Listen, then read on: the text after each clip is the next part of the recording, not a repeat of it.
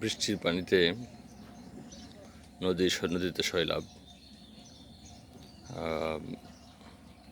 প্রচুর স্রোত, যা আপনারা ইতিমধ্যে দেখতে পাচ্ছেন। দেখেন কী পরিমাণে স্রোত, বাসগুলো নড়তেছে। আর ওপারে আমাদের শামীম এবং শাহিন ওদের আব্বাকে নিয়ে হগরা উঠাইতেছে মাছ ধরার জন্য। আর দেখেন আর একটা জিনিস, কী পরিমাণ মানে ঘোলাটে হয়ে গেছে পানিটা।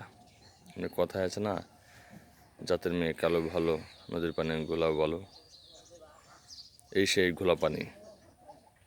এই পানিতে আসলে মাছ ধরা যায় অনেক বেশি, যে কারণে এই কথাটা অনেকেই বলে যে জাতের মেয়ে কালো ভালো, নদীর পানি ঘোলাও ভালো। নদীর পানি তো নদীর পানি, নদীতে পানি থাকাটাই সবচেয়ে গুরুত্বপূর্ণ জিনিস। যাই হোক,